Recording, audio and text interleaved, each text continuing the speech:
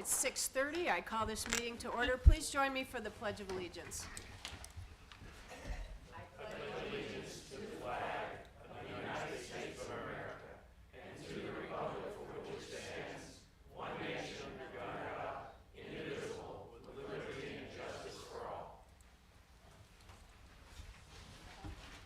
We'll observe a moment of silence.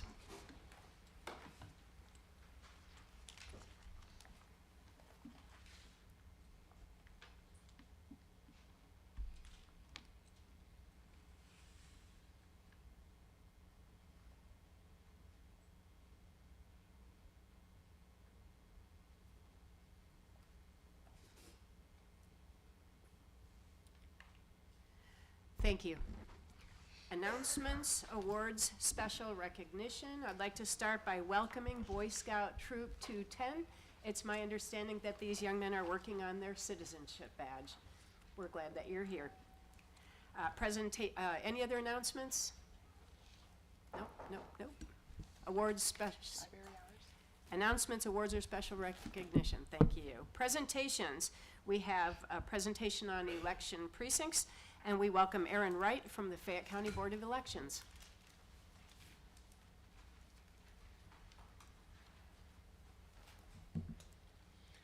Good evening, Council. How are you?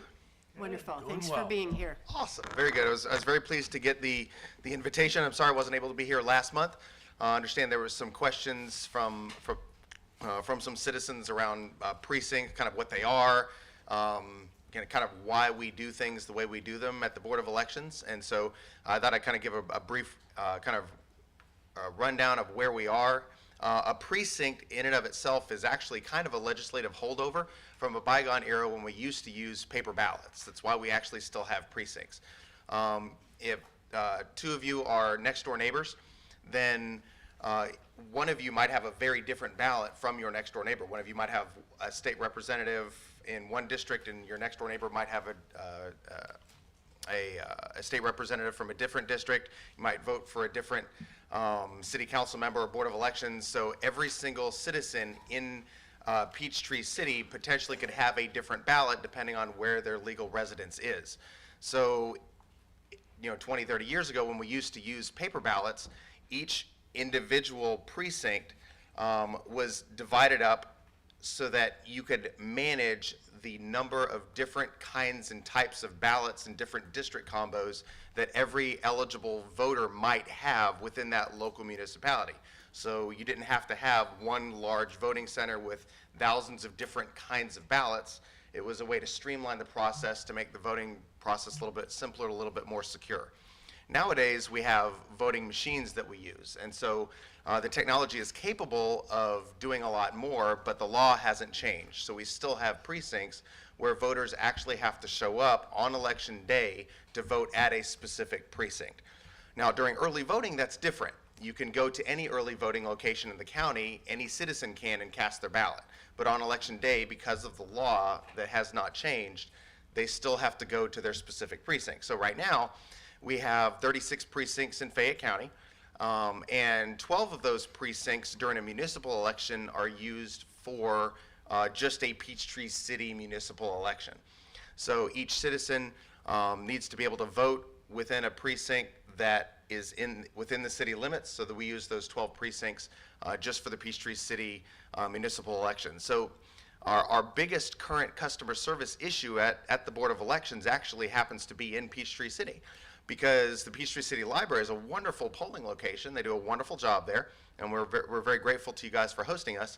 But the Peachtree City Library is an early voting location. It is also a county voting location when we have a countywide election, and it's also a municipal voting location. So sometimes, because of the way the precinct lines are drawn, and again, we only have precincts because of the law, somebody might have to go to 3 different areas potentially to vote, or they might be able to vote for their municipal and their early voting at the Peachtree City Library, but not for maybe their county election. So there's a little bit of overlap there. So our goal at the Board of Elections is to streamline that as much as possible. So we're researching ways that we can legally change the precinct boundaries, but that's a very long process.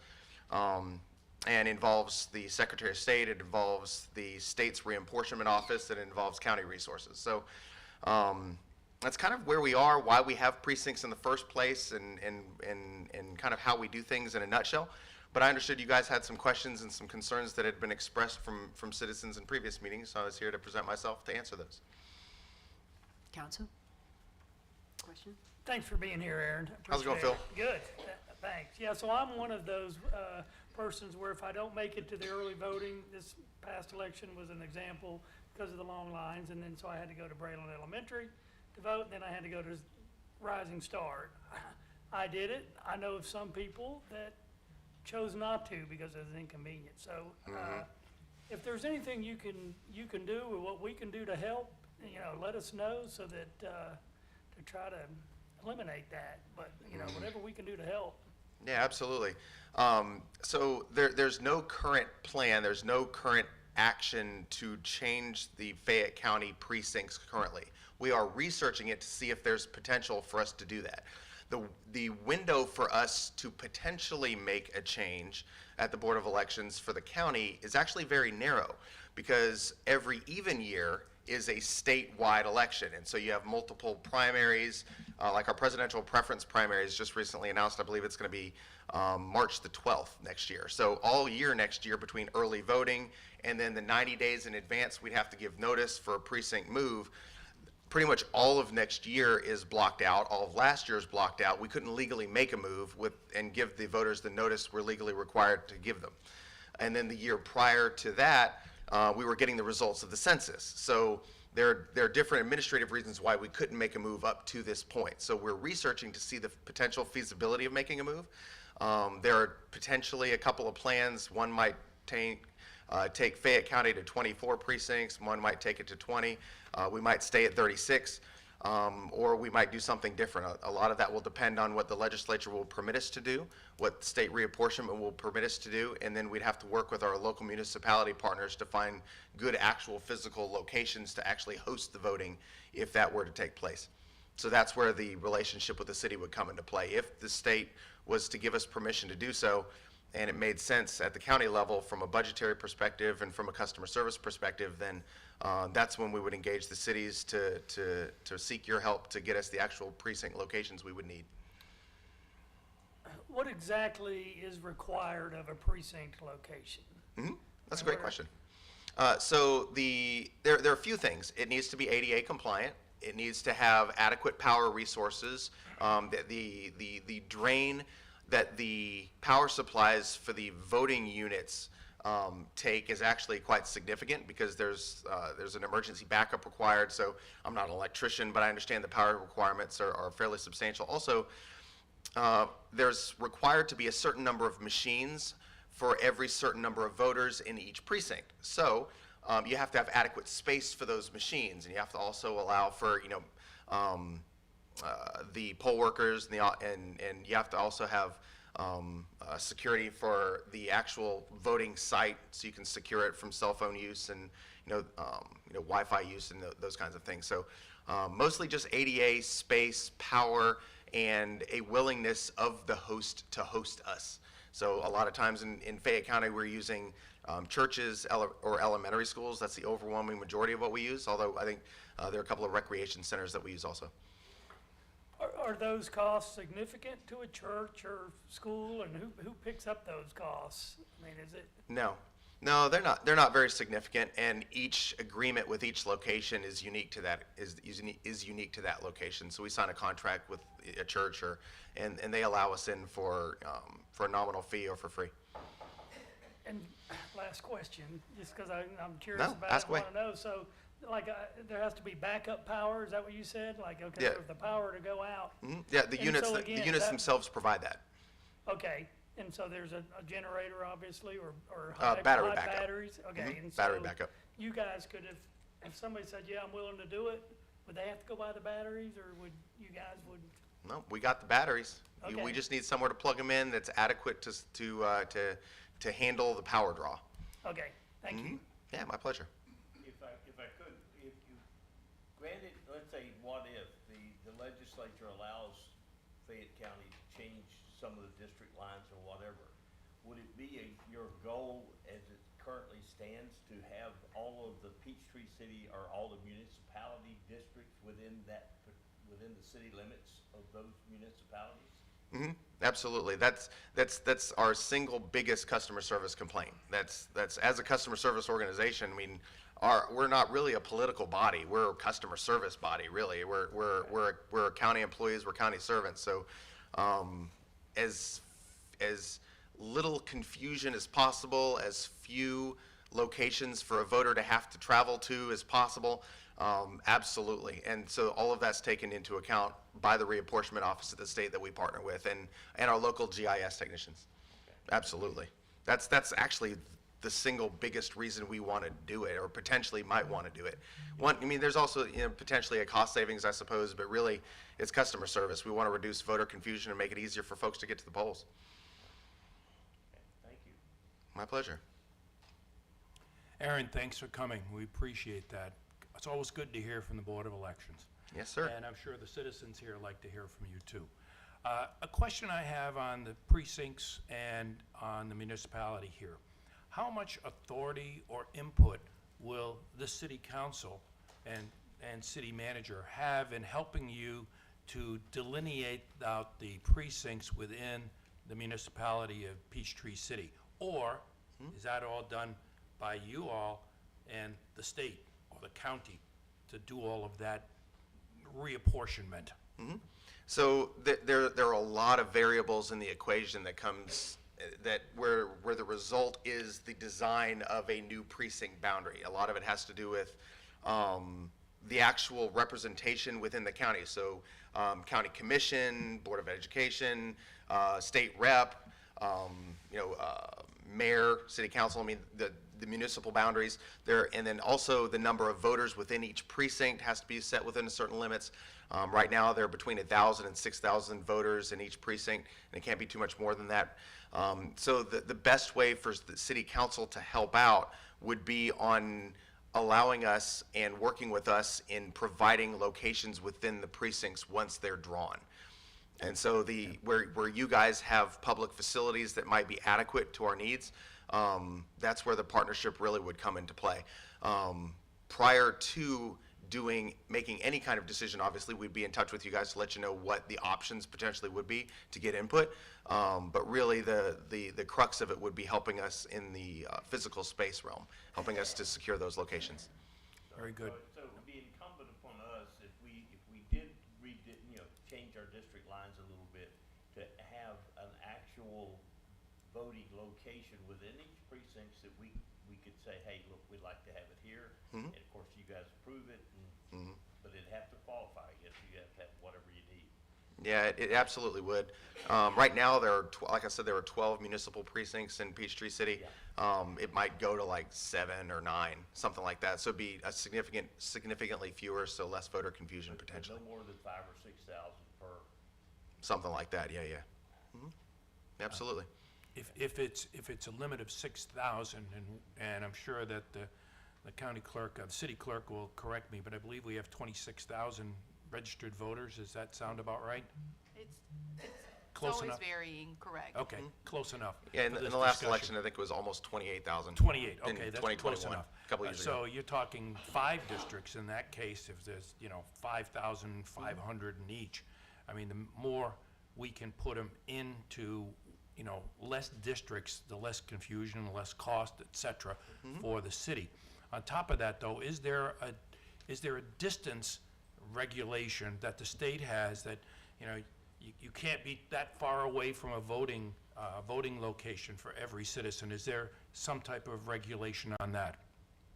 I don't know the answer to that question. I don't think so. I don't think there's a regulation around the distance there. I could be wrong about that. I honestly don't know. I wasn't trying to stump you on that, Aaron. I just No. didn't know. That's a great question. I can get you the answer on that. I don't actually know the answer to that, though.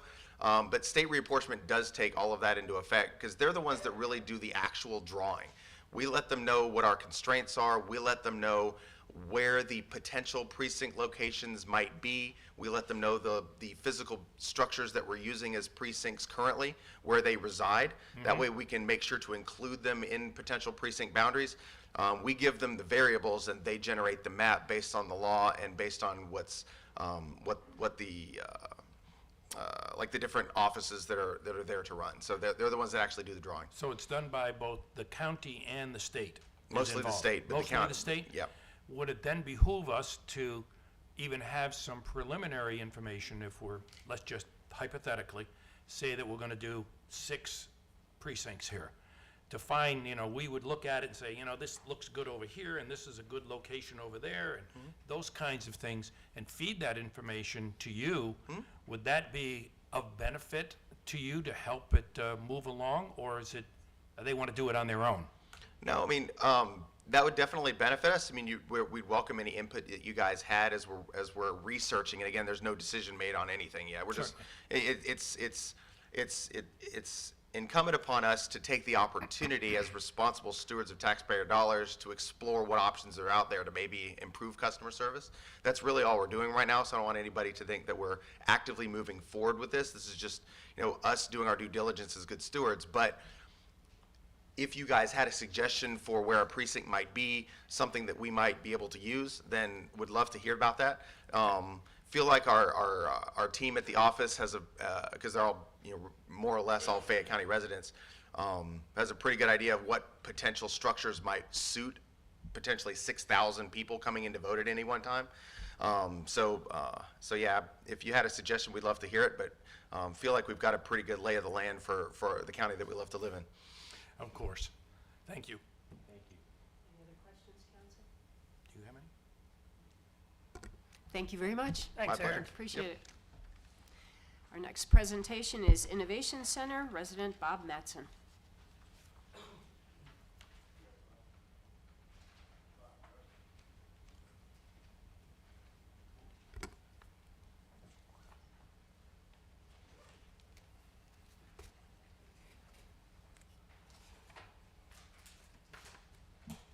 Thank you, Madam Mayor and distinguished council, so much for allowing me to have this time with you this evening. It's my pleasure. My name is Bob Mattson, as you know. I'm an electrical engineer. My career started so long ago. I'm 80 years old, almost forgot, but I was in the Navy. They sent me to every school they could. I got out, ended up being on staff at Georgia Tech in the experiment station. That was in the late 70s. So since then, I've done nothing but electronics and prototyping and building all sorts of things that Ms. Leonard may understand. I understand you're an electrical engineer as well. Excellent. The reason for being here tonight, and I'll try to be brief, but there is some important things that I'd like to share with the council. I started on this current project, which is now named Zero Tech, back in 2007. So we're 16 years in. And during that time, I didn't really need technical support, but I was looking for support for validation, because what I was doing was a little bit off the mark, and I needed some junior colleges or so forth to put my system in their labs and to test it. I was willing to pay for it. No one was taking. The entire state of Georgia went from Albany up to Atlanta, and no school at all wanted to do anything. I understand that within their charter, they may not have been allowed to do it. So to that end, I joined the ATDC at Georgia Tech, and I'm thinking, okay, Advanced Technology Development Center, right? So they'll test it. They wanted nothing to do with it.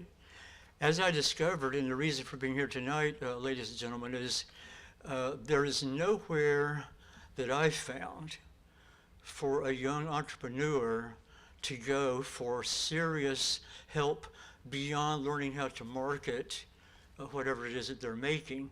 I was at the TAG Association meeting yesterday at the World Congress Center, and I got to tell you, it was a dynamite show. But it was all about software and artificial intelligence, things like that. There was nothing there for someone like me who likes to design things, hardware. I'm not into software at all. I always hire that out. The point is, there needs to be an innovation center And it doesn't have to be elaborate in the beginning, but a center where perhaps a young engineer or a young person may have an idea, but where can he really take it rather than just to his family or friends to get guidance with it? There needs to be a place where he can go, hopefully for free, to get 10 minutes of someone's time to say, okay, this is pretty good, but you need this. Can you help me get that, you see? Can I find someone to take that next step? I didn't find that anywhere. I went over to Carrollton, to West Georgia, and a physics professor over there was quite helpful, but he couldn't do anything because he couldn't sign an NDA, through the college. You can't do that. He did, however, later when I got a certificate from, I had my system tested finally with the National Institute of Standards and Technology in Maryland, and it took them 2 months to get back with my report because they didn't believe it. They had to believe it because it was their own technicians that tested it. So my Zero-Tech project is a little bit not believable, and yet it's true because NIST themselves tested it. So the point is tonight, ladies and gentlemen, is after my quick run through for this, I'll be quick with that, is to show you the idea I had for the Innovation Center. And I spoke to, you may remember Carlotta when she was in charge of the chamber. She thought it was fantastic and tried to promote it. No one wanted to hear about it. I said, there's no place in the area where a young person can go, like the STEM people, they need somewhere to stimulate these kids outside of the school. And there's no place for them to go, actually. Not that I'm aware of, and if I'm in error there, please correct me. But I didn't find anything. So Ms. Angara said, I'm going to show this to whoever I can. And she did, but she said, Bob, nobody's interested. That was sort of depressing. The age of innovation, yet no one wants to innovate. So my hope is tonight, ladies and gentlemen, is to introduce to you something that is in need, whether it's within your power to do anything over here in Peachtree City, we'll have to see, but certainly within your sphere of influence, maybe you could say, hey, this guy Mattson has an idea that maybe you might want to speak with him. So that's my goal for tonight. Just to let you know, in my case over here, which I did not bring with me, I do have a demonstration system that proves what I'm going to show to you tonight. This is the same system that I sent to NIST, and it's the same one that they certified. It's 291% over Unity. And I know Ms. Leonard is saying, no, that's impossible. Yeah. But it really isn't if you approach the problem from a can-do stance. And since 2007, I did not give up. The reason I didn't give up, I should have maybe perhaps in my professional degree, but I proved it through calculus that it could work. I proved that if you followed that equation, it has to work. The first 2 or 3 systems I built didn't work because I didn't follow the equation correctly, but I don't want to get too technical there. If you build it correctly, it works. And the system I brought tonight is certified by our own National Institute as being over Unity. It could be a bit off the wall, however, it's true. And trying for me to take that to a company, you see, to get them to want to manufacture, it's impossible because they won't answer your phone. What you're asking us to do is crazy, it's impossible. Yet it is true, but nobody will believe it. I'm not here to convince the council or anyone here. However, if you'd like to privately see demonstrations, whatever, it would be my great pleasure, please, to show you that it really does work. So we can go through the presentation quickly if you like, and I'll introduce and answer any questions that you may have. Do I have to point this at any particular place? No, you got down one more. Yeah. Nope, down one more. The big Okay. line. There you go. Good ideas are always crazy until they're not. You've probably heard that before. Well, I covered that knot up with a can-do picture there. We can clear the air. And this project is all about clearing the carbon. Zerotech can clear the carbon by reducing household and industrial electrical requirements by 80%, while they at the same time receive all the energy they need. Now that sounds like a total contradiction, but that's what this technology proves. The point is, if you reduce the need from the power company, the carbon goes down. But people don't want to give up their air conditioning and heating, air and so forth, hot water, in order to do that. And I don't blame them, I don't either. But if you could do that and really reduce the carbon, that'd be amazing. This is quite lengthy here. We won't go through all of it. It's an introduction that says that this technology really works and this is what it can do. And by the way, I brought all of this on a thumb drive. So if you'd like to download it to your computer or whatever you like, you're certainly welcome to do so. It'll take a lot to read through this, so we won't spend too much time there. Okay, applications are numerous. One application would be electric vehicles, which is kind of the vogue lately. You've all heard of charge anxiety. Charge anxiety is real. If you're 50 miles from the next charge station, your battery only got 10 miles on it, you're in trouble. A lot of people push back from the EVs, even though they're a great idea, because of charge anxiety. And it's true that when you plug your electric vehicle in, you increase the carbon output from the power company. They have to produce that power from something, right? So it's more coal. This is an abstract that sort of introduces the project. Again, it's a little bit of lengthy reading, so we won't go through it all here. You can download this copy to your own computer if you like. None of this is proprietary, by the way. It's free to dispense newspapers, whatever you want to do. Now this demonstration right here in the middle is an excerpt from the National Institute of Standards and Technology. It says it reduces the input power. You see that? It reduces the input while providing everything that you need to operate your system. So if you reduce the input, this is why we get back to the residential. If you reduce the power that you need for your house, then you've reduced your carbon. This is a graph that I downloaded from the internet. This is the rise of residential energy usage since the early 1950s. And you see the yellow mustard flavor graph there. It continues to rise upwards. And it's continuing to do so as we go.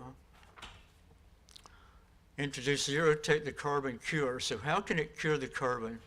Our next graph will show if households can reduce the need while retaining what they want in the way of their electricity for the house, everything they need for that, then over a several year period, Zerotech has the ability, and it's proven, to reduce that carbon to 1950 levels, where carbon was not an issue.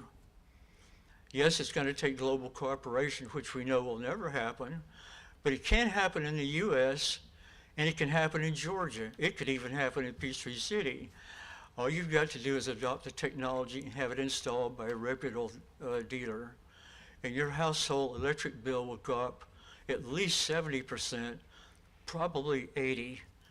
If you have a $200 electric bill, 80% off of that is $40. I'm not going to complain at $40. So this is real, ladies and gentlemen. It's kind of lengthy. There's almost 20 frames, so we won't go through everything. One of the answers that several of the world's governments have is to launch big solar panels into orbit and microwave that energy down to the Earth. The problem is there's almost a 90% reduction in the power from 23,000 miles in space. So by the time it reaches the Earth, An interesting note that Britain made was it would only give them 1.7% of the energy that they need, and they would still have to keep the carbon burning even with this thing in orbit, which cannot be serviced. Once it dies, it's $1 trillion wasted. So that's one thing that just simply won't work. Excuse me, Bob. I have a question. Can you- Any questions so far? And let me, Yeah, well, what's in it for us, the city? What's in it for us? How does it benefit the city? what's in it for Peachtree City? Peachtree City could benefit from having a technology center where young people, young entrepreneurs could go and they could get tutoring, they could get some peer review, some peer, looking over their shoulders and help them. It would give the students some, a place to go for their STEM projects. Have you brought this to the County Board of Education? I'm sorry, Mayor. Have you brought it to the Fayette County Board of Education? Well, it's true that it's going to be something that everybody will have to get behind, but I think that for the young people and for the young entrepreneurs we have in the area, it could be quite beneficial. I mean, it You know, sounds like for the something city in the- council, like I said, what I wanted to do is simply introduce the concept, and then perhaps some avenue that we could take it to the next step. So I'll look for your input. Okay. Bob, I think the input that Phil was trying to say is this might be a benefit to the Board of Education in Fayette County to hear this, because it would be people like themselves that would spread the word to the young entrepreneurs and inventors that there is a technical center where they can go to talk to somebody about their potential applications. I think that's what your point was, right, Phil? Yeah, I'm trying to figure out, I mean, certainly we could give it support, I guess, get the basis for it. I mean, we could talk about the support of it. We're getting pretty deep in the weeds for hydrogen electrolysis. I see on the caption up there that, how does John Q. Public benefit from hydrogen electrolysis? I mean, I understand what you're saying, the Innovation Center, and we can No, I certainly understand. talk about that, but. This shows the scope of how the technology could be used. That's the only reason for the hydrogen. I realize that it has nothing to do with the council tonight. It's just one phase of what this project can do. And so because of these various opportunities that it enables, like I said, perhaps you might know an avenue to promote this so that it could be useful for us. Yeah, I mean, I'm thinking the Fayette County Board of Education. Yeah, I'm not asking anyone to pick up the phone and make a phone call right now. Think about it and see how it may work into perhaps the county agenda, or maybe even the state agenda, knowing that it's possible to do this. If it were impossible to do it, I wouldn't be here tonight. But since it is possible, it's a big thing that we all could benefit from by reducing the carbon. And how it may directly affect Peachtree City, that's a question. I can't answer that. Well, I don't think we can answer that right now, but I'm gonna differ a little bit from my colleagues over here. I would ask, have you brought this to the Chamber of Commerce since Ms. Ungaro departed? I have a hard time hearing. Okay, so do I, sir. But when is the last time you presented this to the Chamber of Commerce? The chamber, I showed it to Ms. Angara. She had thought it was left amazing. She left 6 years ago. Yeah. Nothing happened. I don't think So- she really promoted it. Not that she didn't believe in it and think it was great. One thing that could have been a problem, at that time, I did not have the test certificate. I mean, I could say it worked, but having a third party is different. She didn't have that to present. And I'm not sure that, even though she was interested, I mean, everybody's interested in saving electricity and helping the carbon, but maybe she just didn't have that drive, because she did have other responsibilities, through the county, of course. And then, of course, she moved out of the area, so that ended that. So you went up to, I think, Tennessee it was. It would be my opinion, sir, that you need to begin this discussion either at the Chamber or the Board of Education. And I'd add one more to the councilman's list. I think they're excellent choices, that both the Chamber of Commerce and the Board of Education, but we also have a place here in Peachtree City, which is called Southern Crescent. And Southern Crescent is Mayor, is that a technical school?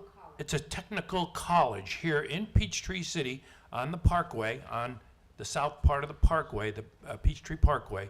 They may be quite interested because they get a lot of young students in there that have come there to study technology. It's called Southern Crescent. And I don't know the contacts there, but I'm sure you can find the contacts at that location. They might be very interested in hearing what you have to say because it would benefit their school and their students. Hopefully that helps. Yeah, I appreciate it. Thank you. Thank you so much. So Southern Crescent, Yeah, do they teach technical academia? I believe so. I believe so. Yeah. It is a Technical college. technical college. And it's right here in Peachtree City. At the old Booth Middle School. That could be an avenue. I appreciate that. Thank Yep, you. that Yeah. could be more of an avenue. I'm Look, here for assistance Well, and to introduce what I have, and I appreciate that. We can go through the rest of the slide if you like, or we could end it here if you like. You have another thing on the agenda.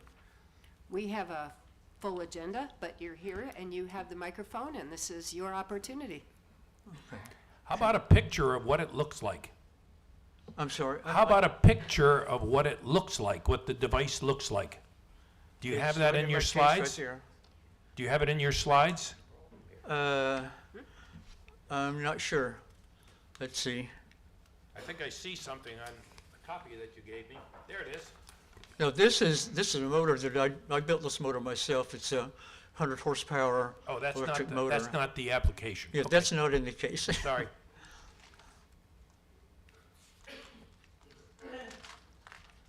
Okay, it's not in this one. It must be in the other slide. Okay, could you put up the second one? Just putting up the second one now. Okay, this is about the Blue Laurel Park. I'm gonna go through this quickly.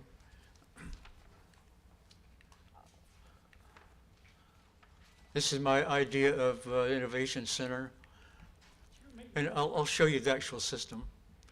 This is me standing up in front of a group of homeschool kids. We were teaching STEM projects, and they're building radios and so forth. These are some of the things that we could have at the Innovation Center.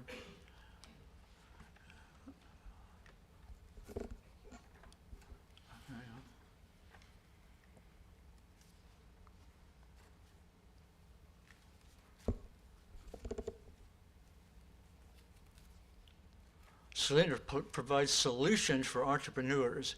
It's a place that they could go to get any kind of help they want, hopefully from volunteers that may want to come in on appointment. You know, they wouldn't be there all the time, and help someone to do whatever it is that they need. It'd be a central focal point for that. Hey, Carlin Bob, I Park. think you're gonna find, once you contact, Okay, the pictures that you'd like to see, I have on a thumb drive, but I can show you the system much easier. I think It's up to you, I think we gentlemen. get the gist, and I think we've identified our resources. I think we've identified our resources and our partners. Is there a reasonable way that we can come to a conclusion? I'm sorry, Mayor. I think that we have established our partnership and our connections within the community, and we can discuss that offline as far as next steps. Is that reasonable? It's very reasonable. I appreciate it. Wonderful. What I have presents a little bit hard to believe that it's true, and therefore it's hard for me to gain an audience, as you may appreciate. It's hard for me to gain an audience with people that may not want to believe it. So, it's incredible that you took the time to come here tonight, and I think we've already learned a lot and seen a lot about the possibilities here. It's true, it's absolutely true, and that's why I brought it to show you. However, if you want to take my word for it, it is a fact. And we can show it if you like, but I know you have a full house tonight. We have a full We schedule. do? You do, yes. All right. I may be interested, if you stay around, I'd like to see it. I'm sorry? If you stay around after the meeting, I'd like to see the device, okay? So just have a seat and stay around. I'll do it. Yep, Thank you. take care. Do we have any public comment? Yes, Mayor, we have 3 people signed up to speak. The first person signed up is Suzanne Brown.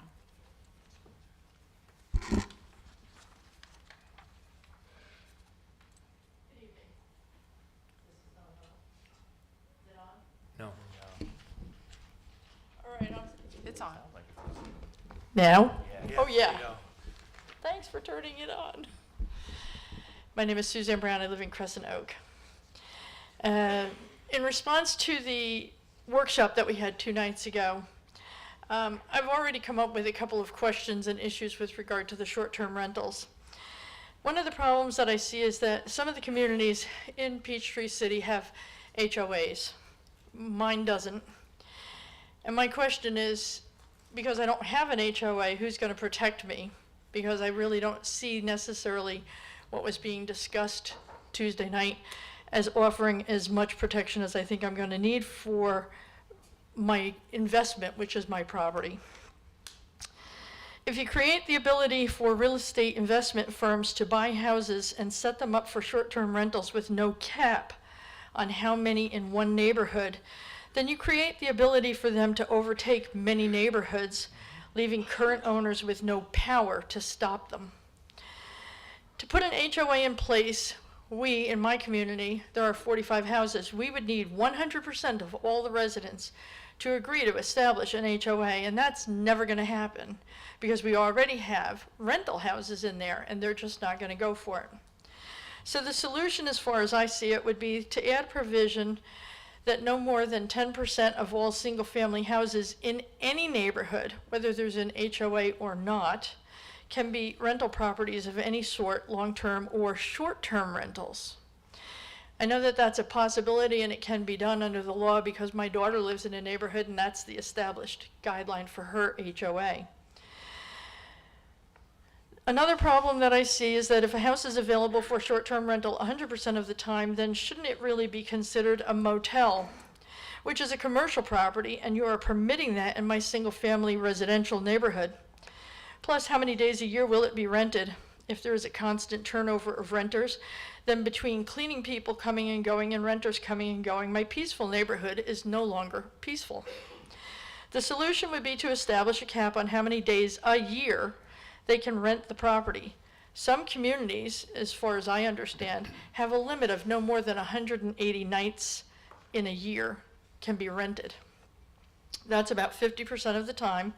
If you make it restrictive enough, then you might actually be able to curb the attractiveness of buying houses for the sole purpose of doing short-term rentals. Personally, I don't want any short-term rentals in my neighborhood. Another problem is that an owner cannot use a pool house or secondary structure as a short-term rental. I don't think that that's necessarily a problem, but I think that you're overlooking, as a friend of mine pointed out the other day, that nothing would stop the owner of the house from moving into his pool house and renting out the big house. Keep in mind that doing a background check on property owners does nothing to stop criminals from renting. Your time has expired. Thank you. Thank you for your comment. Next person signed up to speak is Carol Froh.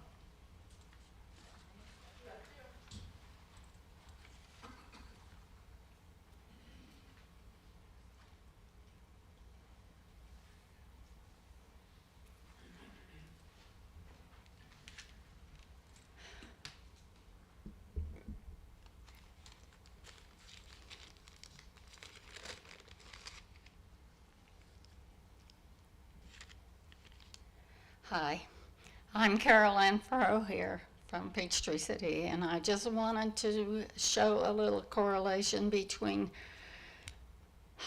the Wildlands Project, UN Agenda 21. It was adopted in Rio in 1992.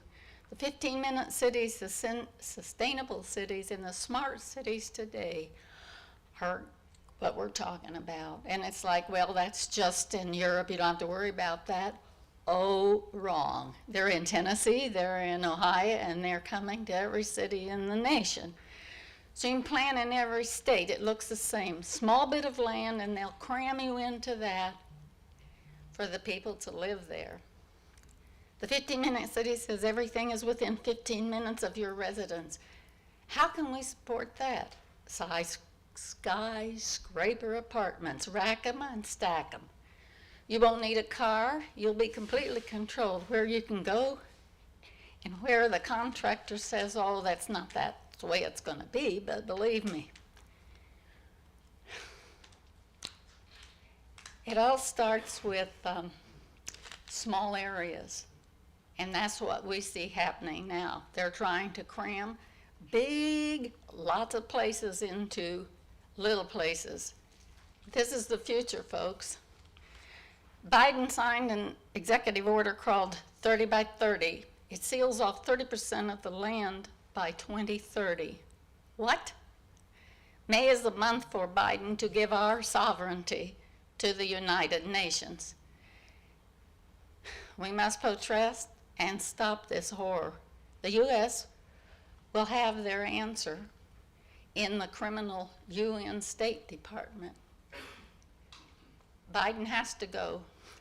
The UN vote is scheduled for May.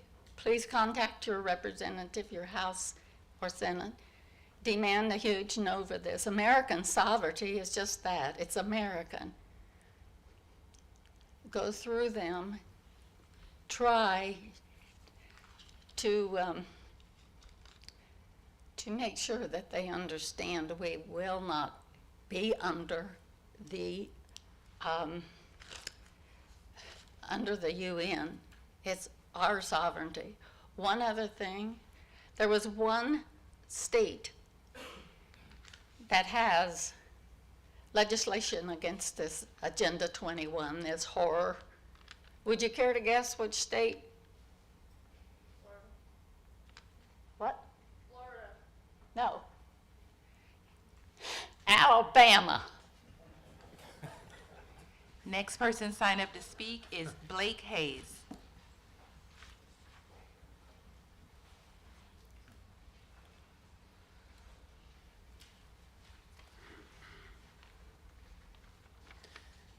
Good evening. My name is Blake Hayes, and I live over on Double Trace Lane. I would like to provide some additional information regarding the regulation of electric bicycles or e-bikes within the city, including on the multi-use path, to clear up some confusion that has been introduced by prior comments and answer some questions on this subject. In the spirit of the civility resolution that's being considered later tonight, I also want to be clear I'm not attacking the person who raised these questions, I'm simply trying to provide some context and answers. First, an assertion was made at a prior council meeting that e-bikes are not required to have bells, horns, or provide a warning to pedestrians when they approach from behind. This is not the case. City Code Section 7896F requires a warning or announcement from all users of the path when approaching pedestrians from behind. It is recommended but not required that a horn or bell be used for vehicles. While it may be literally true that e-bikes are not required to have a bell or horn, neither are golf carts, and the implication that they need not warn others is incorrect. Next, a statement was made about the size and speed of e-bikes. State law defines 3 classes of e-bikes. Class 1 can go 20 miles per hour but requires pedaling. Class 2 goes the same speed but with a throttle. Class 3 can go 28 miles per hour but with pedaling. The defaults for paths under state law is that Class 1 and 2 are allowed and Class 3 are prohibited unless the local authority regulates otherwise. City Code Section 7891 follows that default by defining that the e-bikes allowed on the paths must be Class 1 or 2, but not Class 3. To this extent, the maximum speed of an e-bike that is allowed on the paths is the same as a golf cart. Additionally, I would point out that I've never seen an e-bike that was larger or heavier than a golf cart. If golf carts don't impose undue risks upon pedestrians, it seems unlikely that a lighter, smaller vehicle would do so. For the noise aspect of an e-bike sneaking up on a pedestrian, I would refer to the earlier requirement of an audible warning, the fact that an e-bike is surely not quieter than a regular bike due to the motor noise, and that electric golf carts are permitted when they have the same issue of being quiet. With respect to registration requirements, the city is permitted by state law to require the registration of bicycles. However, the city would have to require the registration of all bicycles, electric and non-electric, because e-bikes follow the same rules as regular bicycles. No other city in the state that I am aware of registers bicycles because it is not cost effective, bicycles do not impose significant safety risks to others, and bicycling should be encouraged as an effective environmental and exercising mode of transportation. The final assertion that was made was related to having an age requirement for operating an e-bike. City Code Section 7896J already imposes an age requirement of 15 to operate an e-bike on the paths, though that's likely preempted by state law with the exception of the already prohibited Class 3 e-bikes. State law sets the minimum age for operating e-bikes at 15 for Class 3 and none for Class 1 or 2. When the state has passed a general law on a subject, the city has no power to regulate in conflict with that law. In the same way that the city cannot set a local driver's license age of 21 above the state age of 16, the city cannot set an e-bike age beyond what the state sets. In conclusion, the city already has ordinances on the books as it relates to e-bikes. To the extent that those ordinances are lawful and enforceable, they should be, as practicable. However, we should also consider the opportunity costs. I've spoken previously via email to the council about the dangerous and unlawful behavior of some drivers in the city with respect to cyclists. As a starting point, I can point to an actual incident that occurred on Peachtree Parkway. Has there been a similar incident to justify the expenditure of city resources on e-bikes? Whether we like to admit it or not, our police and code enforcement have only so much time available. Let's deal with the biggest problems first. In Georgia, motor vehicles kill 350 pedestrians and cyclists. Your time in has 2021, expired. Almost one Thank per you day, for your an average comment. of 4 people die in motor vehicle crashes every single day in Georgia. Thank you. Thank you. Agenda changes. Council? Yes, Mayor, I do have one agenda change. With all due respect for Councilman DiStadio, I'd like to request that we move new agenda item 0523-01 to a future meeting when all of the council can be here for that. Oh, so moved. Second. Second. I have a motion and a second. All in favor say aye. Aye. Thank you. Thank you. Minutes, April 20th, 2023, regular meeting minutes, April 20th, 2023, executive session minutes. Mayor, I'd move that we approve the April 20th, 2023 regular meeting minutes and the April 20th, 2023 executive session minutes. I'll second. I have a motion and a second. All in favor say aye. Aye. All opposed, motion carries. Quarterly reports. Questions or comments on our quarterly reports, other than they're gorgeous? And obviously, our communications team has worked overtime, taken input from every department head, Bob, Jasmine, it's just wonderful, and I'm so happy. I think it was Frank who said one night something about the format, he thought it was a little busy. Oh man, this is a work of art, and if you haven't seen our quarterly reports, it would be a good way to check in with Peachtree City from time to time and know everything that's going on in the city. They're that good. Thank you. Questions? No, from me. No, the only comment I have is to echo what the mayor just said. These are nicely done, and they're full of information, and they're on the website, so please go there, and if you want to know about your city, there's a whole bunch of documents that you'll find there. Please go and take a look at them. Thank you.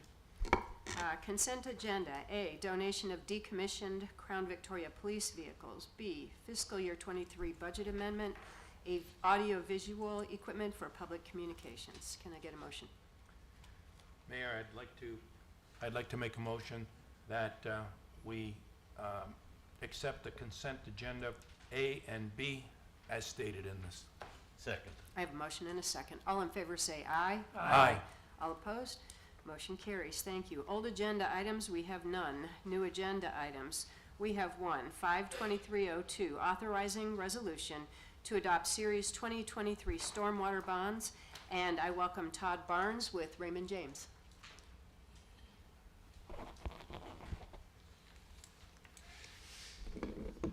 Thank you, Mayor and Council. It's good to be with you again tonight. It's my pleasure to have served as the city's bond underwriter for almost 41 years now, I guess. We're here tonight to the resolution that you have in front of you involves refinancing a 2013 bond issue that was done in connection with the stormwater utility. Just a quick recap, the stormwater utility was created in 2007, and we did a little private placement initial financing to kind of get the project started there. In 2013, an issue was done to refinance that to save money at a lower interest rate and also fund some additional improvements to the system. So we're back tonight. We have the opportunity to refinance that 2013 issue to save the city money on those outstanding bonds. So we went into the marketplace today. We sold $5,135,000 in Series 23 bonds, proceeds of which will be used to pay off the 2013 bonds. And the benefit to the city will be savings over the remaining 10-year life of those bonds of about $311,000. or roughly 31,000 on average per year. That's net of all of the costs of doing the transactions. Those are net savings to the city. No other changes are made to the term of the debt or anything. It's just same debt, just lower rates and lower debt service. So you have before you tonight a resolution. The Public Facilities Authority has already approved their portion of the documents. You have a city resolution in front of you to authorize the issuance of the bonds and entering into the agreements related to those bonds. So happy to answer any questions you might have. Council? Questions? No questions. No questions. All right, we need a motion. Mayor, I'd move that we approve new agenda item 52302, the authorizing resolution to adopt Series 2023 stormwater bonds I'll as second. specified. I have a motion and a second. All in favor say aye. Aye. All opposed? Motion carries. Thank you very much. Thank you all. Public hearings. A, 52303, new alcohol license, Pizza 54, 2731 Highway 54 West. Yes, and I'll read the protocol for the non-zoning matters procedures for public hearing. When the public hearing is open, members of council will become hearers. No action on their part is in order until the mayor declares the hearing complete. First, city staff will present the item. The mayor will then allow a total of 10 minutes for members of the public to comment. No individual member of the public will be given more than 5 minutes to speak. Time limits may only be extended by a majority vote of council. Prior to closing the public hearing, city staff and the public will be given the opportunity to ask questions. When the mayor is assured that the input is complete, the public hearing shall be ended, and the council may then debate the issue and render a decision. All speakers from the public are asked to follow these rules. 1, please wait to be recognized by the mayor. 2, come to the microphone and state your name and neighborhood prior to making remarks.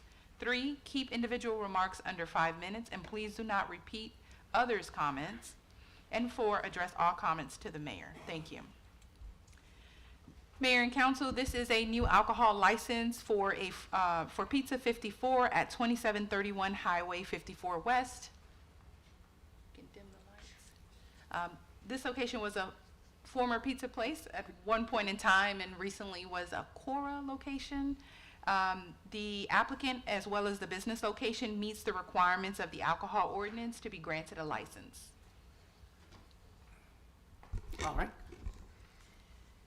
At this point, I'll open the public hearing. Can I get a show of hands of anybody who would like to speak in favor?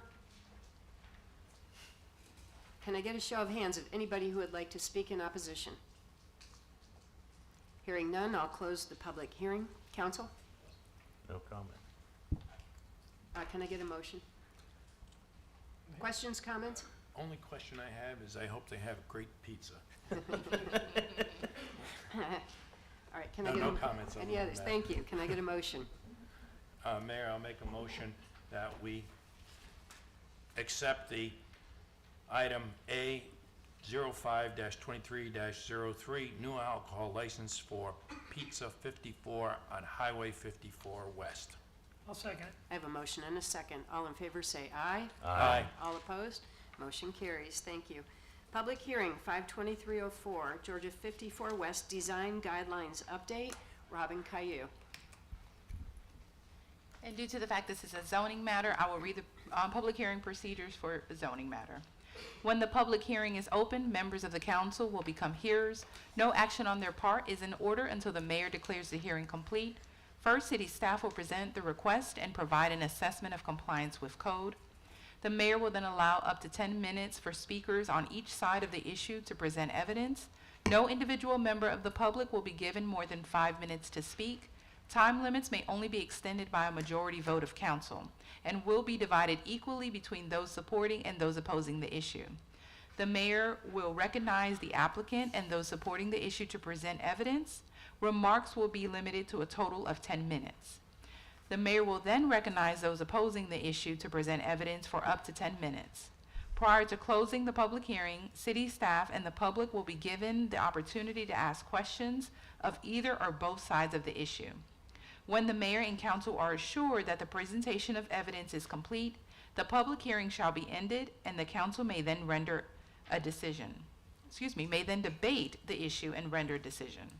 All speakers from the public are asked to follow these rules. 1, please wait to be recognized by the mayor. 2, come to the microphone and state your name and neighborhood prior to making remarks. 3, keep individual remarks under 5 minutes and do not repeat comments. And 4, address all comments to the mayor. Thank you. Good evening. Good evening.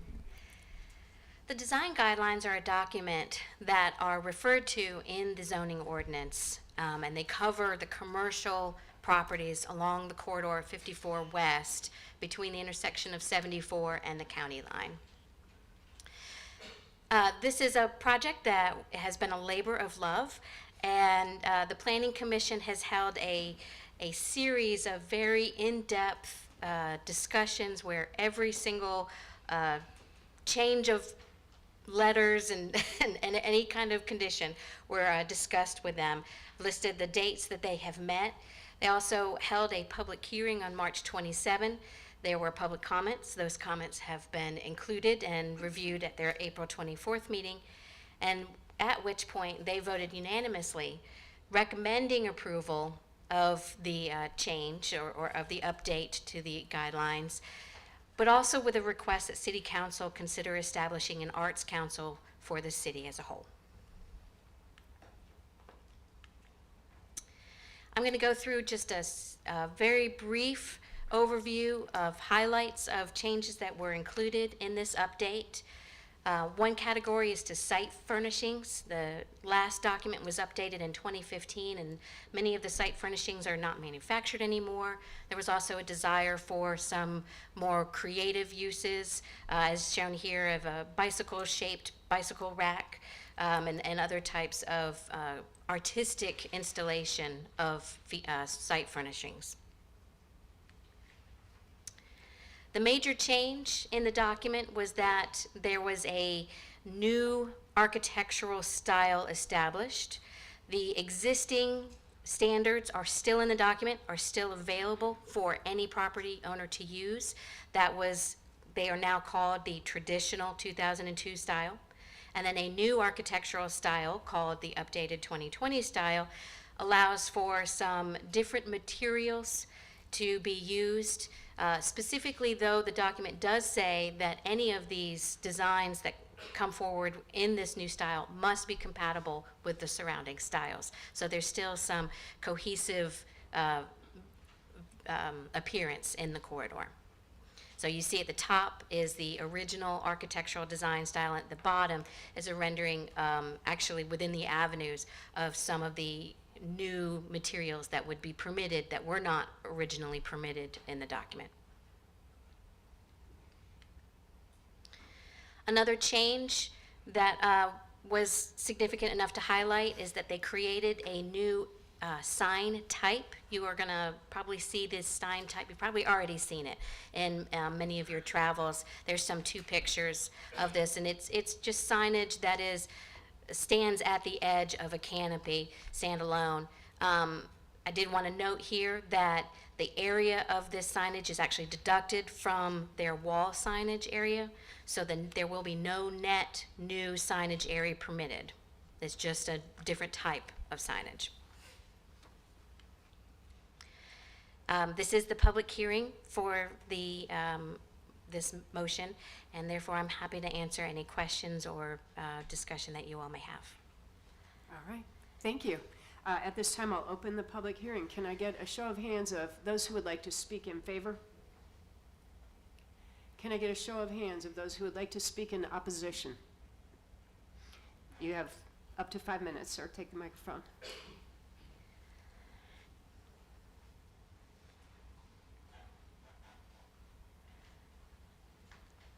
I'll say, my name's Blake Hayes again, and I live in Double Trace Lane. I'm in opposition of one small point of this plan, which was the addition of artistic elements for the bike parking racks. Bicycles are vehicles within the state of Georgia. People use them for transportation. I use them for transportation. And I can tell you, if I was driving a car somewhere, I would not want an artistic highway. I would want a functional highway. The problem with artistic bike racks in this manner is that they can be non-functional, which defeats the purpose of them because it's easy for someone to get around them, break your bike lock, and then steal the bike, which defeats the entire purpose of a bike rack. That really is the only point of concern that I have, is that you would use functional instead of artistic for the bike facilities. There are guides available publicly from the National Association of City Transportation Officials, NACTO. They provide a bike parking guide, which provides examples of ones that are more functional rather than artistic. That's all. Thank you. Thank you. Is there anybody else who wishes to speak in opposition? I hereby close the public hearing. Council? I'll follow up with that one. So, I mean, it's metal and it's round and it's welded and you put your lock onto it. How are any bike locks, how are they any better? Would you mind answering that, please? Sir, We'll can you just- speak to the mic? We need to keep this among council. Well, we have a thing we passed years ago that we could say we could ask public. So I'm asking Blake for more information. I do admit, I am not a certified civil engineer. All I'm aware of is that there is the NACTO guidance that provides the information. My understanding of it basically is that functional bike racks tend to be smaller curves, because the bigger curves, so like the big wheel of the one that was shown on the screen with a bike, allow persons who are trying to steal the bike more access to get in and around the lock, where they can work on it and ways to cut it. Whereas ones that are more like a upside down U shape, it's harder to get your tools that would cut a bike lock into that constrained space. Thank you. Makes sense. Thank you. Any other comments, questions from council? No, it was unanimous, the planning commission. Yes, sir. It's too bad Frank can't be here. He has spent so many years on the planning commission. And he spent time on doing the first round on this too, so Yeah. definitely, I'm sorry he's not But, here. Anything else? hopefully we can pass it for him. I think we should. Can I get a motion? I have a only quick comment. I want to just compliment the people on the commission. They did a good job. I sat in on 4 of the 5 meetings. I missed the last meeting. And there was a lot of good work that was done by the people. And I think the citizens should be happy that we've done a good job in updating them, getting into the 21st century. Second comment I have is, I'd love to see an art council before we start putting things on the walls of, maybe it's good, I like it, but maybe some of the other citizens may not like it.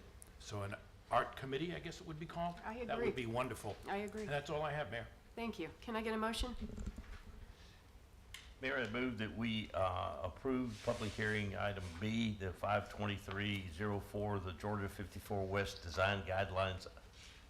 I'll second. I have a motion and a second. All in favor, say aye. Aye. All opposed? Motion carries. Thank you. Thank you. Now we have 52305, variances for 1222 South Highway 74 Chick-fil-A. I'm going to briefly introduce the request that's being made, and then the applicant does have a presentation making their case for you. Oh. Can I get the... Oh, not that one. Mine. That will be next.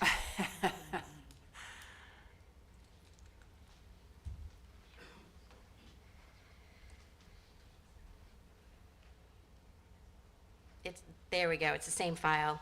I confused them because I try to make it simple. Sorry. So we are located on the south side of the city. It is the Chick-fil-A at the intersection of South Highway 74 and Holly Grove Road, which are both classified as major corridors in the city. It is zoned GC for this use. Because it's on major roads, there are landscape buffer requirements. The minimum along State Route 74 is 40 feet, and the minimum along Holly Grove is 25 feet. The applicant is requesting variances from this, as well as from their parking requirements, in order to create a full dual-lane drive-through. The request is to reduce their buffer on Holly Grove from 25 feet to 11 feet, and the buffer on 74 from 40 to 32 feet. And to reduce their required parking from 52 to 40 plus 4 golf carts, which don't technically count in our ordinance, but there will be those on the site.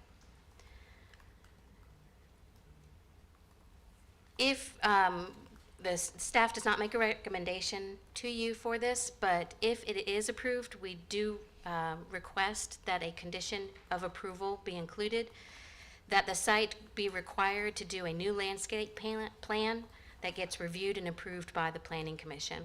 That way we can make sure that any of the reduced buffers can have some landscaping added to them as desired by the Planning Commission. Thank you. Now we can move to the next. There you go.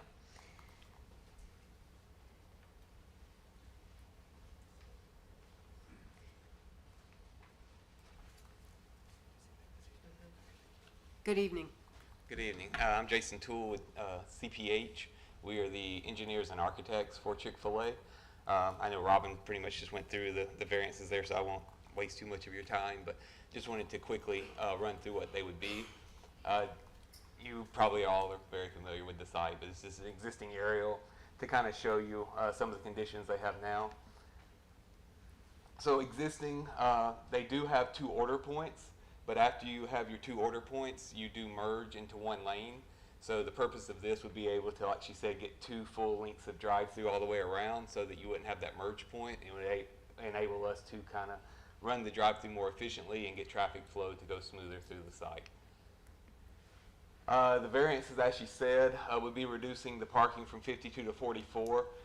Currently, the site has 41 spaces. The reason that we need a parking variance is we are adding a building addition on the back. That does not increase the dining area of the restaurant. It's all just back of house kitchen, and able to give employees a little bit more room and to kind of streamline the kitchen. So it actually ends up being a reduction in seating. So I just wanted to note that. So even though we are technically needing a parking variance, with the addition of the 4 golf cart spaces, which they tend to park on the site fairly often, you're actually going to have a few extra spaces within the site. The buffer variance is, as you said, Holly Grove from 25 to 11, and then on Highway 74 from 40 to 32. The purpose for the variances request is to take the parking that we currently have and to just kind of push it out in order to get the 2 lanes all the way around. So like I said, we would not technically be losing parking, but we need to push it out in order to keep the amount of parking that we currently have. If you can see on Highway 74, by pushing that out, that few feet, we'd be losing about 2 or 3 trees that are there now. The rest of the trees could remain. And then along Holly Grove, all of those trees could remain. So none of the trees on Holly Grove would we be impacting. And Robin mentioned the condition of presenting a landscape plan. We're happy to do that, and that's kind of our intent. We would like to increase the landscaping in order to offset the decrease in buffer. We haven't done a landscape plan yet because we wanted to be able to work with staff if this were approved to work through and what that would look like. Some of the benefits, we think, it would alleviate traffic congestion. You wouldn't have an issue of it backing out on the Holly Grove. We'd have an increased stack within our site. We'd improve efficiency and customer and employee safety because the way it would help with the back of house and kitchen. Like I said, we'd maintain all the trees on Holly Grove, and we could replant the shrubs and other ground cover as needed. And as I mentioned on Highway 74, we do lose a few trees, but we could add additional plantings there as well. This is just kind of a graphic. That's about where the parking line would go. So that's why I was saying you wouldn't lose any of the trees. So that's along Holly Grove. And then on Highway 74, it's going right there. There's just going to be 1 or 2 trees. Actually, I think I said 3. That will be pretty close to where that wall would move to. And so they would probably have to come down just because of safety and cutting into their roots. And then the 3 trees, I don't think I can point with this, but you can kind of see the couple of pine trees right there where the landscape island would be. That would kind of go away, but because of that landscape island, we could add additional trees in there to offset that. I can't see that. Can you? I can point to it. Do you have a? I can show you how to use the pointer. It's that button right there. And you just point it. There you go. Beautiful. Thank you. Technology. So these 2 trees right there would be the 2 that I know would have to come out, and then possibly that one because it's going to be close to the corner of that wall. But this right here would be a large landscape island that we have that we could add additional trees into that area to offset the couple. And the ones that we would have to remove, they're all pine. Not that there's anything wrong with pine, but I know typically oaks and some of the other ones are a little bit more protected, or you'd want to keep those more so than a pine. And then really, that's just to show, golf cart parking is already there. They're taking up a full space. So even though I know golf cart parking doesn't technically count in your code, I do think the addition of those 4 spaces will be of value because it'll allow golf carts to park there and it'll free up some of the other spaces for customers and vehicles. And I mentioned before, so it reduces from 91 seats to 89. So the existing restaurant has 91 seats. We'll have 89 with the proposed interior renovations that we're proposing. And that's pretty much it. Also, I do have Rex Powell with Chick-fil-A and then Doug Barnett, who is the local operator. If you guys want to come up and say anything, feel free, or we're here to answer any questions you guys may have. Thank you very much. At this point, I'm going to go ahead and open the public hearing. Is there a show of hands of people who would like to speak in favor? Yes, 1, 2, that means no more than 5 minutes each. Thank you. Claudia Eisenberg, and I live off Braylon Road, and this is my Chick-fil-A, and I love it, and it desperately needs 2 lanes. Thank you. Anybody else? Sir.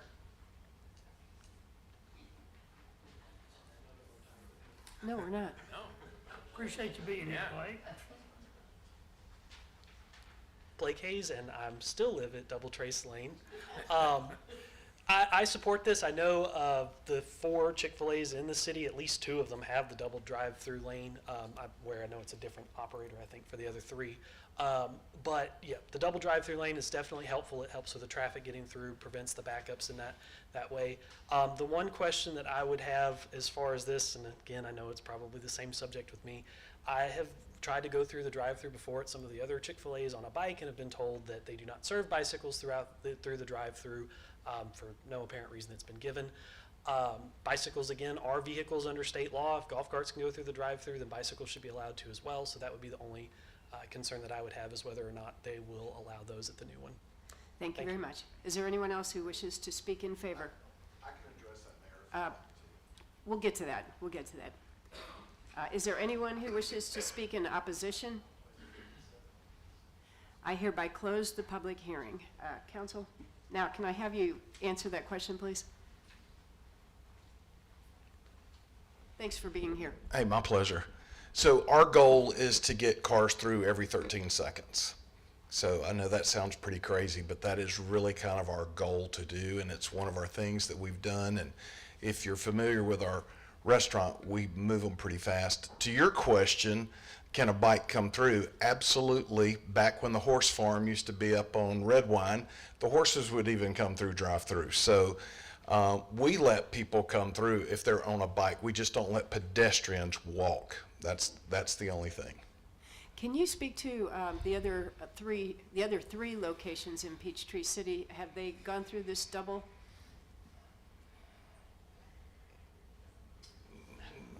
Sorry, I don't know Mike's inventory. I know he's had some things, but Rex can tell you that more so. Thank you. Hey, I'm Rex Powell with Chick-fil-A, 5200 Buffington Road, Atlanta. And so thank you for letting us come and share. So yes, we have had that just recently at the Kedron Village location. And I know we have 2 lanes of ordering up on, what's the road? The other one? We've got north, south, east, and west in Yeah. Peachtree City. On the west side? On the west, yeah. And I'm trying to remember if we have. Line Creek is dual. Line Creek is dual, yeah. So yes, I'm going to say that. Yes. Line Creek has already gone through this? Yes. It was built that way. Yes, Right, that's it's correct. built that way. It's Yes. newest and Yes, built ma'am. that way then. I think they've also done the one over on 54. Thank you. Okay. Okay. Thank you. The one thing I can tell you about my new location in Sonoy, the dual lane really helps everybody, and it creates more safety for our team as well as drivers. So they can focus more versus getting locked in on a phone or getting locked in on a tablet or whatever they're doing while they're waiting. So like I said, our goal is 13 seconds, and that keeps everybody moving. So if you do the math, you engineers, that's about 200 cars an hour. So if we run that 13 seconds, I know that sounds like a lot. It is a lot. So that's our goal, is to keep that moving and keep it clear. And the one thing, I want to thank you for previous council of allowing us to go in and fix Holly Grove, and I think, Phil, you were part of that. That has really benefited the community, the neighborhood, and it's definitely helped out the students going back left towards Stars Mill. So thank you so much. Thank you. Council, any questions, discussion? Madam Mayor, I'd like to just say something, and I'd like a question to our council here. Ted, my wife works at the Chick-fil-A test kitchens at corporate. And, you know, obviously that's a little bit of a delicate subject for me as on city council to now be making a decision on property here. You have some advice for me? It would affect all Chick-fil-A employees equally. Your wife is not special. There's no special benefit that would be conferred upon your wife if this is approved. If it's denied and you voted to deny, I'll let Chick-fil-A and your wife have that conversation. Basically, I wanted to make sure it's wide open that everybody knows that my wife works at In Chick-fil-A. terms of your ability So, to vote on this matter or participate, I see no conflict. Thank you. That was just something I wanted to make sure it got out there. Thank you. Thoughts, questions? I think it's another Ted question. So, matter of fact, I was at your facility today, Doug. The chicken biscuit was great. I sound like Frank right now. I don't like the idea of going into the buffer so much. From a public standpoint, I'm thinking, I hate to say it, what's in it for me? Or what's in it for Peachtree City, the public? I know you're gonna increase efficiency and traffic's gonna move faster and I'll be able to get through there in 13 seconds with no issues. But I don't like the idea of the buffers being gone. Having said that, I know you said that if they come up with a new landscape plan, and that would go to the planning commission, correct? Yes, sir. And could we approve it with the caveat that the planning commission must approve their landscape plan? Is that what we're saying That's with what it that? is. Should That the is the city condition. council decide to approve the variance request, staff recommends approval with this condition. A new landscaping plan shall be reviewed and approved by the planning commission. And that's, we don't have to worry about them saying, well, you know, they. Let me ask this, what are the standards on the revised planning it's- commission? Are they ascertainable or is it? Oh, sure. They're, so as far as hard and fast, the shall rules, there is caliper inches of trees per impervious surface. So we have to make sure that we have enough trees on the site. Since we're losing 3, we would go through that calculation. But then the commission has the discretion of requiring an evergreen buffer on Holly Grove if that's what they want and they feel is appropriate, and some other design elements. I think you'd have sufficient safeguards. Okay, thank you. Any questions or comments? No, the only comment I would have is that this variance and this renovation is much like the one we have on 54 East that we did 3 or 4 years ago. And believe it or not, this one is not as severe or as close to the street as the one over at 54 East. And that one works very well.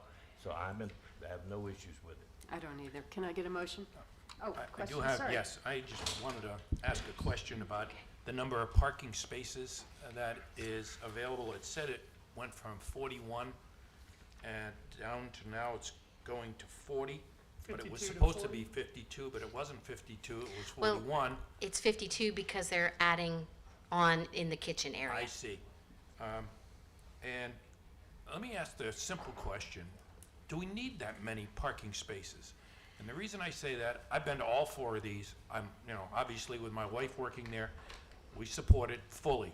And I hardly ever see anybody in the dining room. They're all drive-through. They come, get their stuff, keep going. I'm wondering whether or not we need that many parking for this particular institution, and maybe you can comment on that. Yeah, I was gonna say, it typically, I mean, when you add in the employees who are gonna be in there during the peak shifts, and then you leave enough spaces for customers, typically during those peak hours of, 11:30 to 1, and then also like maybe 5:30 to 6:30, there are times where the parking lot definitely fills up. And so honestly, I think typically we like to get, a few more spaces if we can, but usually around that 40 to 50 mark is usually a pretty good number. Okay. Thank you. No Any problem. other questions, concerns, final thoughts? All right, can I get a motion? Mayor, I'd move that we approve the public hearing 52305, the variances for 1222 South Highway 74 Chick-fil-A with the condition as stated. Second. I have a motion and a second. All in favor say aye. Aye. All opposed? Motion carries. Thank you. Council staff topics? Justin? Just got one thing, the spring cleanup, which is where you can bring furniture, appliances, any kind of old stuff you want to get rid of, that is ongoing right now. It started on Wednesday, it started yesterday, and it goes through Saturday. So if you got any, you have to be a resident of Peachtree City. But feel free to take your stuff down to Rockaway where the compost site is, Mead Fields, and get rid of some stuff you don't want anymore. Thank you. Anything else? Anybody? I have one thing. We have the Boy Scouts here. And having been a Boy Scout and gone through the merit badge that they're going through right now, I'd like to, Mayor, if you wouldn't mind, I'd like to ask them if they have any questions or comments on what they've seen tonight for their merit badges. Scoutmaster?